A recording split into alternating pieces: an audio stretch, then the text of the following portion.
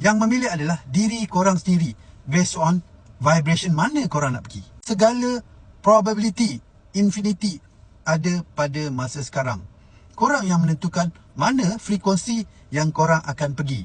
Semua berlaku sekarang. Sebab masa adalah tak valid guys. Masa itu adalah makhluk. Guys, ramai orang Islam salah faham sebenarnya. Bila cakap semua dah tertulis di Lauh Mahfuz, terus rasa tak payah usaha.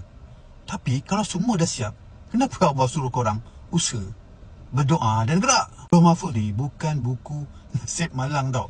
Ia adalah media ilahi yang mengandungi semua kemungkinan hidup korang. Semua potensi rezeki, kesihatan, jodoh, kejayaan yang berlaku sekarang. Untuk pemahaman yang mudah, korang boleh bayangkan macam server besar tau. Semua dah tersedia guys, tapi belum turun ke dunia fizikal. Jadi korang cuma kena download reality yang selari dengan getaran hati korang, niat dan korang punya tindakan. Dalam quantum physics guys, konsep ni dipanggil quantum field of infinite possibility. Semua pilihan dah wujud guys, tapi korang sendiri yang collapse gelombang tu jadi kenyataan. So guys, Allah dah bagi korang alat sebenarnya. Doa contohnya, dia adalah frekuensi niat. Usaha korang tu adalah tindakan collapse reality. Zikir dan yakin adalah selaraskan hati dengan takdir yang terbaik untuk korang. Jadi guys, Lauh Mahfuz bukan alasan untuk korang duduk diam. Sebenarnya ia ada peluang untuk korang aktifkan takdir terbaik yang memang dah tertulis, tapi masih tergantung. Faham tak? Surah Ar-Ra'd ayat 11. Dia kata apa? Allah tidak akan mengubah nasib sesuatu kaum, melainkan mereka sendiri yang merubahnya.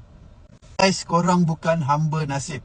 Korang adalah pencetus reality bila korang selaras dengan kehendak Tuhan. Bila kita faham bahawa segala sesuatu telah ditetapkan dalam Lauh Mahfuz, jadi kita tak perlu nak bimbang lagi guys.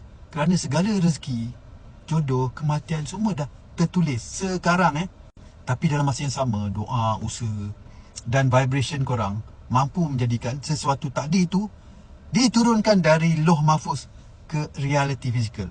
So guys, kesimpulannya Lauh Mahfuz ni adalah macam saya kata tadi, server utama kehidupan. Segala information dan takdir ada kat situ. Dari sudut kuantum, ia boleh samakan dengan the unified field of energy and information. Jadi korang yang akan collapse menjadi reality berdasarkan akal korang. Apa yang kita lihat sebenarnya